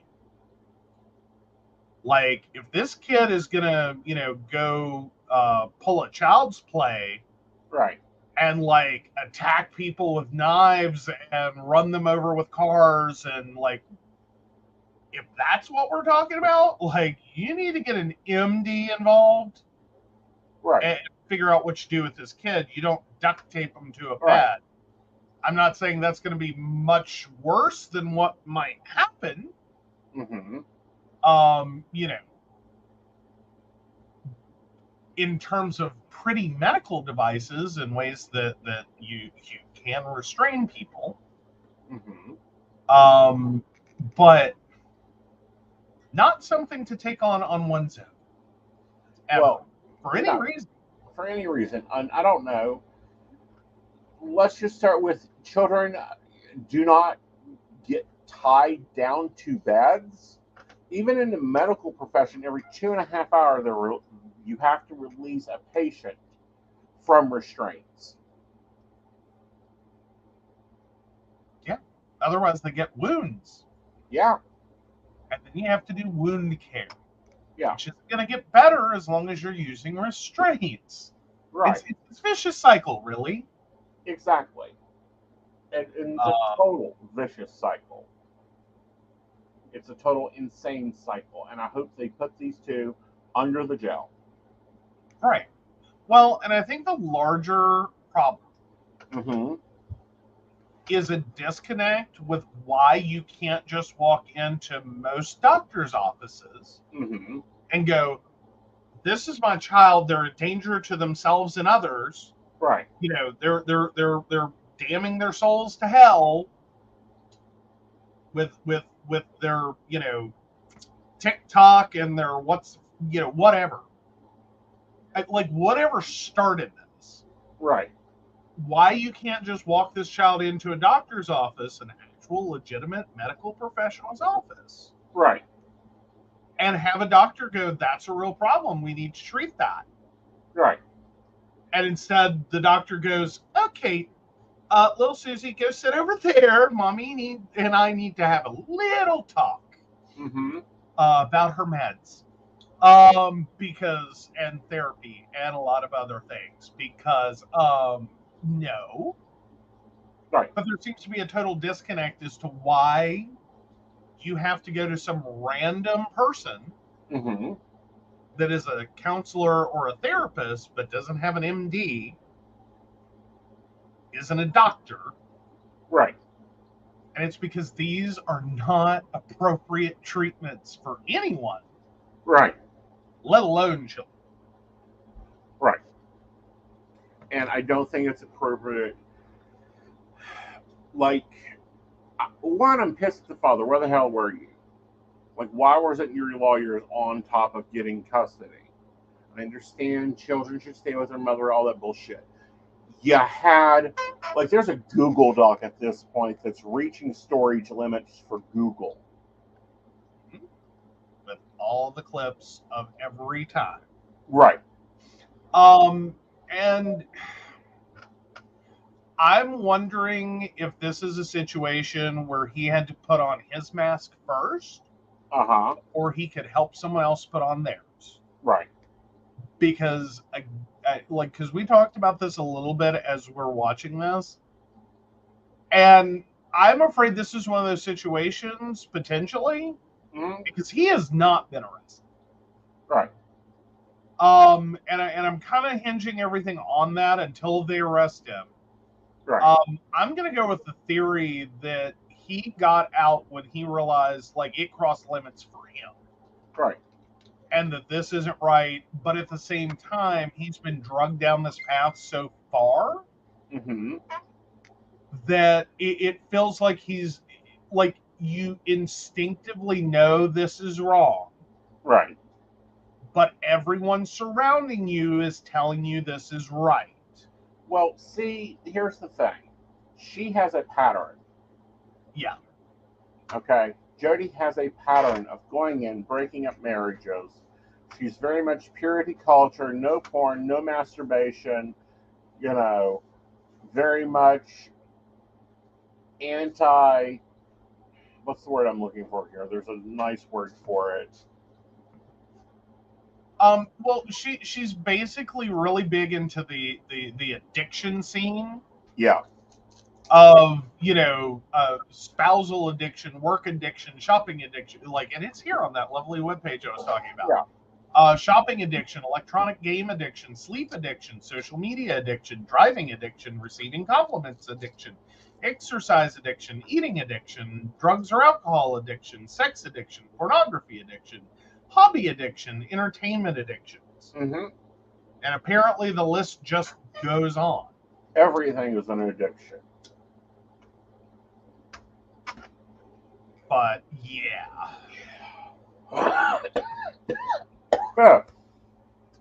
All right. Oh, and God forbid you be sexually attracted to your spouse. Right. Alarm bells should go off to anyone who tells you you should not be sexually attracted to your spouse. Right. Like, that seems really effed up. Right.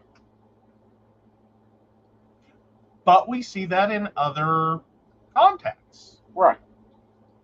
That, that maybe not those exact words, but, most of Christianity does like this concept of sex is for procreation, not for entertainment.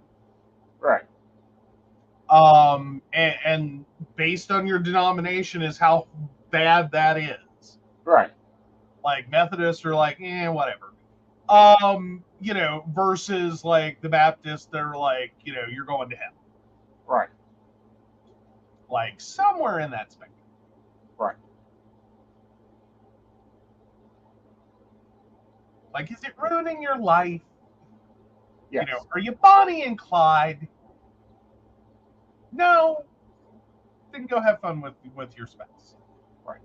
All right. So let's flip over and go for Are You an Asshole?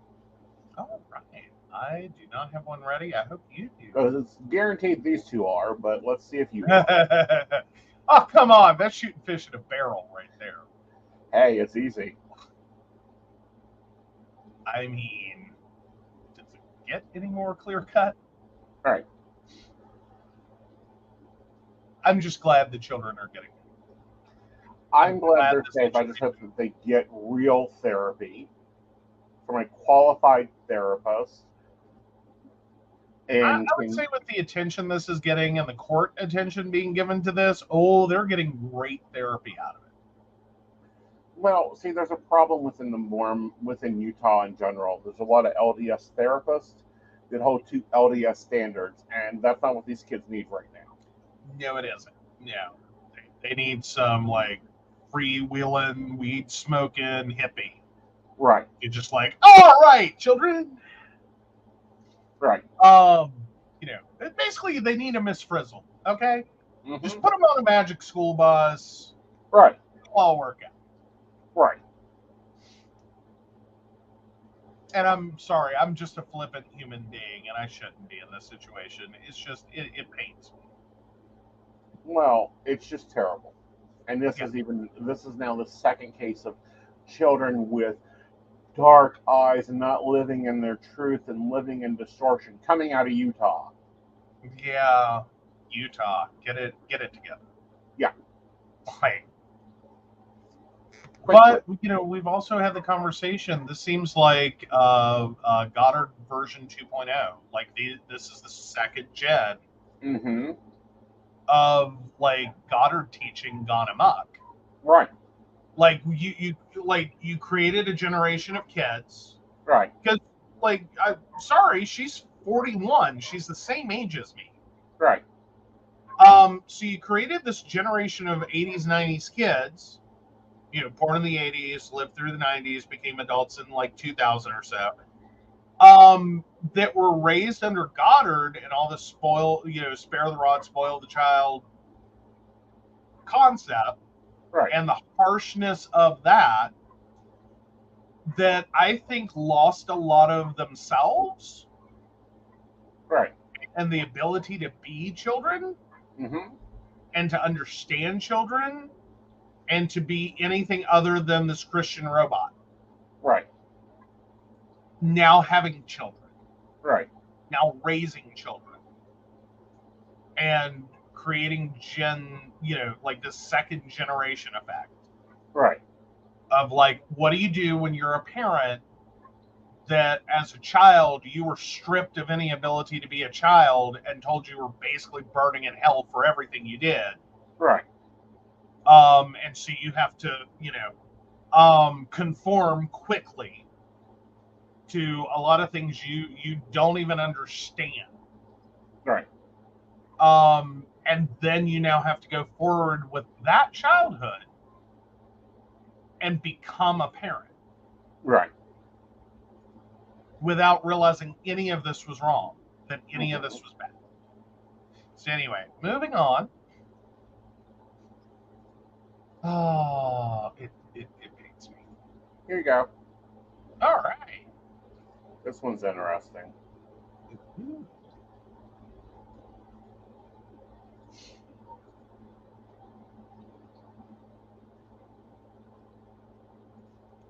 Am I the asshole for not letting my cousin go to my father's funeral? I, 23 female, had just lost my father a week ago. He unfortunately lost his battle with cancer and drug addiction. I had found out while my aunt's family and I were moving out and cleaning up our old house. 2 days later, while we are cleaning and making repairs, my older cousin, 28 male, went on a rant about how I should be cleaning the kitchen instead of his girlfriend, even though she said she didn't mind because she was living in our house rent-free. However, he kept going on and on about how I was a trifling female because I wouldn't clean up and how I wasn't fulfilling my role. I was patching holes as well as scrubbing the walls, and I filled up most of the U-Haul by myself. He goes on for 20 minutes, and even his girlfriend says for him to can it. I finally got tired of him and told him, okay, I get it. He went into a fit of rage and said to me, no, you don't get it. Be quiet and listen to me. I said after this long, I wasn't. He said that's what's wrong with me, a low-value female. That's in quotes. And it was his right to speak over me as a man, and if I wanted to shut him up, I better make him do it. Instead, I decided to walk away and try to go upstairs and help my aunt and uncle with repairs in their room instead. However, he kept following me, saying I needed to learn how to shut up and listen when a man is talking. I said, okay, whatever. He responded, F you, B word. I told him to go F himself. Then he replied, F you and F yo dead daddy. I flew off the handles and threw my phone at him, telling him not to talk about my father that way, but he kept going on saying, F your dead daddy that no one cared about and nobody cares about you. I told him he was the most useless person in the household. He charged at me, but my aunt and uncle had ran out their rooms to intervene before he could get to me. My aunt pulled me to the side and said I provoked him, knowing he has a temper, and I should have let him go on. While I was getting chastised, my uncle let my cousin drone on outside about how he was going to beat my ass when I came to the driveway, that I contribute nothing to the household. I work 12 hours a day in a factory and pay rent and his phone bill, that I was a waste of space and he didn't have to respect me because I wasn't related by blood. I expressed to my aunt, as the next of kin who's in charge of putting my father to rest, that I decided my older cousin could not come. My aunt wasn't happy, to say the least, saying I was going overboard by not letting him attend my father's funeral. I'm wondering if I am the asshole for not wanting him at my father's funeral. Right. Not the asshole, just across the board, not the asshole. Please, please, please get out of this situation. Dear sweet Jesus. Like, is there explanation needed?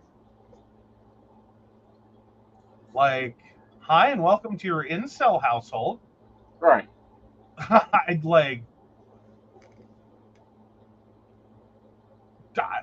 not the asshole.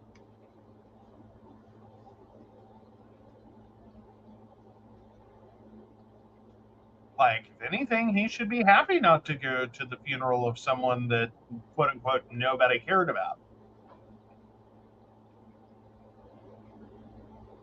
I mean,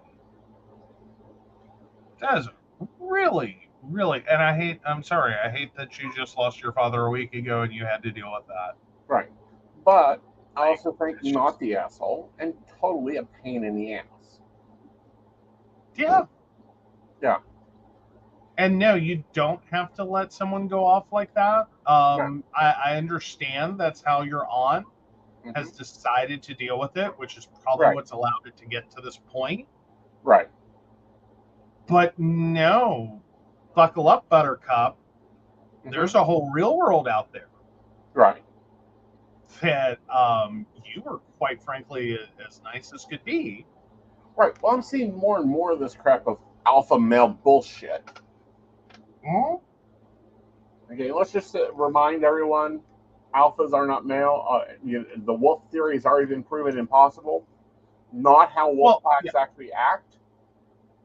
Right, and more importantly, the author of that study went on to not only disclaim it,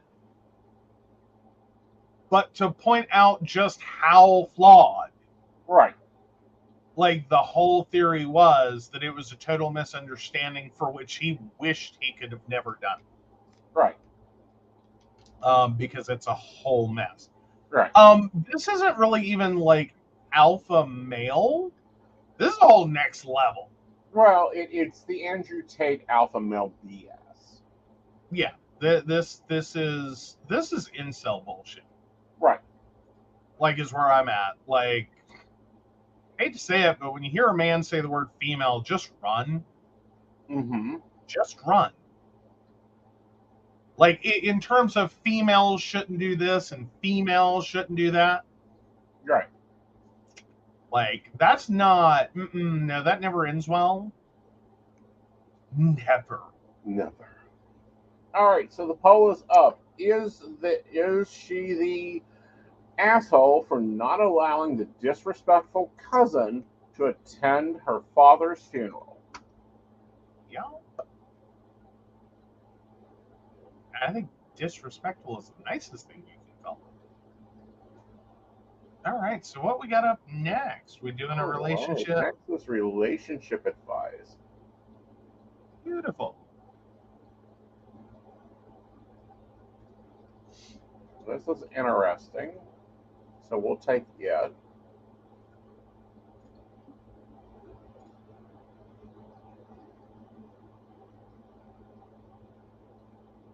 All right. My 29 female sister-in-law, female 32, is competitive with my son, male 10 months. PSA, this involves my son indirectly, who's 10 months old and a minor, so not sure if this is allowed per the rules, but it's really between my sister-in-law and the adult family. My female 29, husband, male 35, and I had our son, male 10 months, in October of last year. I was diagnosed with PCOS-related infertility, and it took us about a year and a half with fertility treatments to get pregnant. To say we were excited was an understatement. May of last year, we had a gender reveal party, which my sister-in-law, female 32, who we'll call Julie for the sake of this post, attended. Julie informed me that she and her husband were trying for a second child. She expressed to me concern because it was taking longer than with her first, and I reassured her that it can take a while for the healthiest of couples and not to worry. She texted me the following month informing me that she was indeed pregnant and due February of this year. I expressed my congrats and happiness for her. Throughout the remainder of the last year, we chatted back and forth about pregnancy and hospital experiences. My husband comes from a big family with a total of 5 kids, with Julie being the youngest. Julie always seemed like she got drowned out by a lot of chatter at family gatherings, and I always made a point to talk to her because I felt bad. We've always gotten along great. A couple months before my son was born, my husband was interviewing for his dream job that he applied 2 years ago. He got the job, which was exciting, but we'd have to move to the East Coast, which is about 7 hours from where we were living. We talked about it a lot and decided this was an opportunity we couldn't afford not to take. So at the end of January this year, we moved. We promised to video call and send pictures as much as we could and plan visits. Around that same time, Julie gave birth to a healthy boy. Fast forward to July this year. My husband and I made a trip with our son to visit family and unfortunately attend an unexpected funeral. It was a bittersweet time. My husband was struggling with the loss, but we were happy to be with family and everyone visiting with us. We had a family gathering for my husband's side, and Julie was there, of course.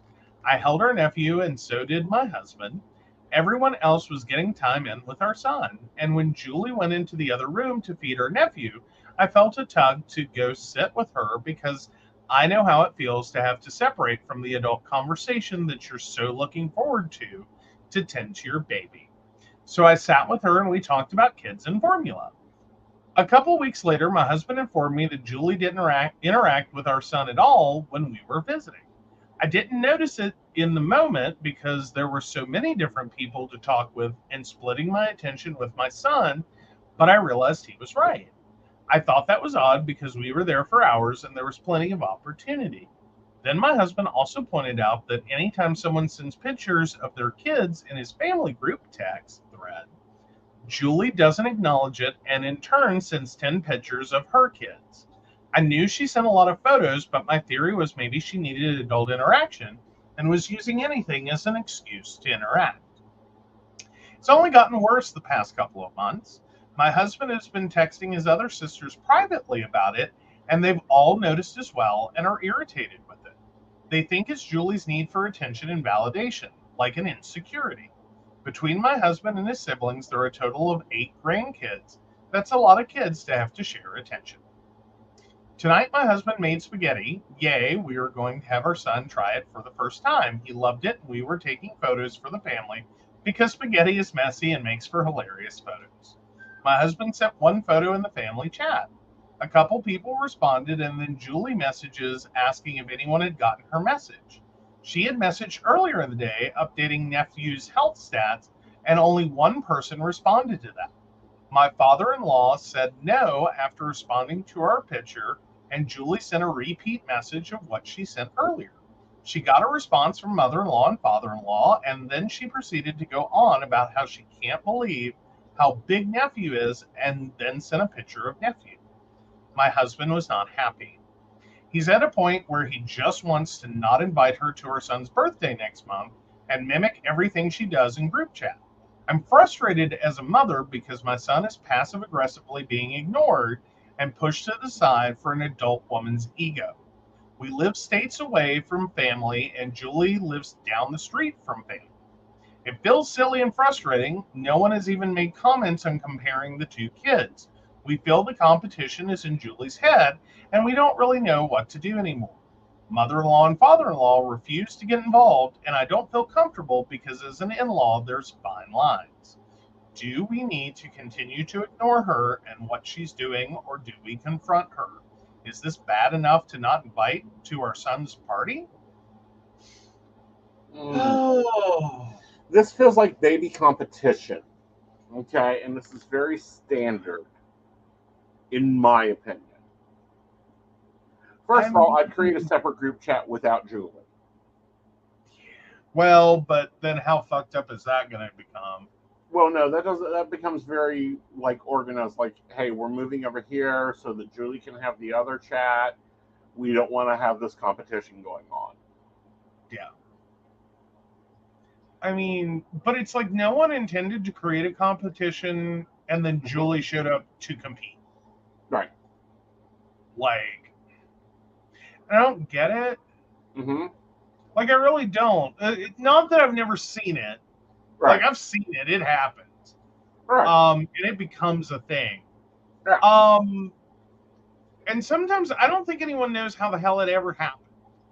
Well, I feel like a lot of times they don't.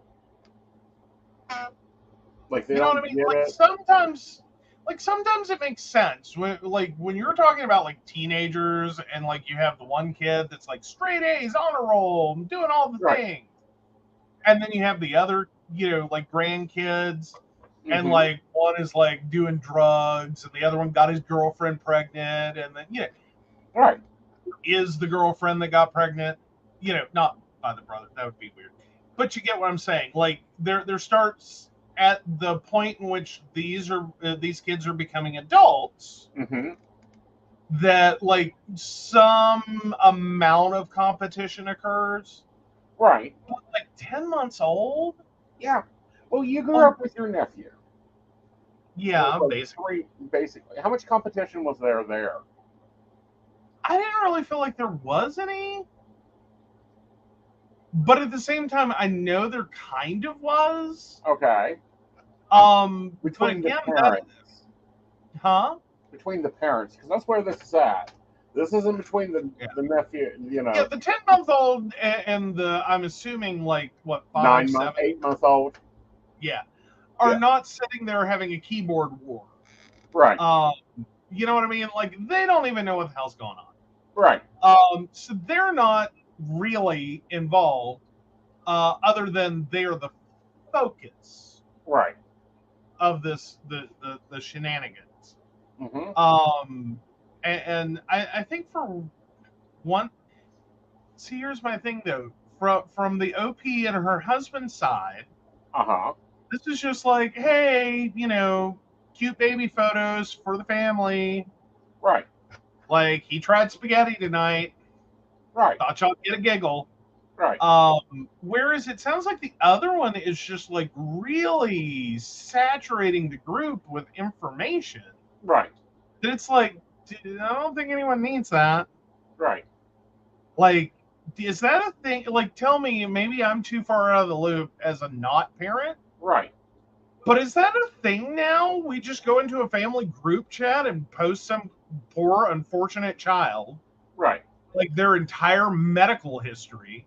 And the results of like every lab work and everything, like, and I'm not talking about a child that's critically ill and of great concern, but just like, well, baby is now 29 inches and, weighs X pounds and, really? That's just development. Like, that's cute and all. Right. But I don't need to know. You know what I mean? Like, I don't want to sound cruel, but it's like, I don't care. Right. Like, that does not change my life in the least to know that this child is now 29 inches long. Well, like, we should have been born at 29 inches long. But anyhow. Anyway, but you get what I'm saying. Like, I do. All right. It sounds like that kind of visit where it's like, well, we took the baby's temperature and it's 98.4. And like the child is now X inches long and weighs X pounds and, you know, healthy baby. Right. Oh no, he rolled over. Yay. You know, whatever. Like, it just sounds like a bunch of that garbage. True. Very That's true. like, no one cares, sweetheart. Feed him some spaghetti when he's ready, and everyone will love the cute baby picture. Yes. And then move on. Like, it's Well, cool. Right. All right, so let's see if you've been judged the asshole for not allowing your cousin to attend the funeral. No, you are not the asshole. Oh, there's a shocker. Yeah, I know. I really threw a softball at you this time. Yeah, a little bit on that one. All right, guys. So I will be at the Terror Summit this weekend, meaning that there will not be a Mountain Bears. There will not be a Psychic That Plans. You guys will have to catch up and see what happens the following Sunday in Psychic That Plans. I'll be sure to show you my planner and all the fun stuff going on there. But there, you know, you can go ahead and get your ticket for $150. That is for 4 classes. Over the whole weekend at earthmagicwv.com. Yes. Yeah. Now, that doesn't include a free reading. So if you need to book an in-person reading with Aeson, that is a separate fee. And make sure to book those. You have 15, 30, 45-minute, and 1-hour appointment slots available. Exactly. All right. So with that, take it away, Vanna. All right, so of course we want to thank Beverly Walker, Mika G, Kathy, Mary Winfield, Brenda, Shannon C, Shannon D, Lady Gwendolyn, Charles Shaw, Tracy Van, Caitlin Bell, and Devin. If you'd like to learn more about us, the show, or how you too can become a Patreon sponsor and receive all the wonderful benefits our baristas receive, please visit us at pcspnetwork.com. Yes. With that, y'all, good night. Good night.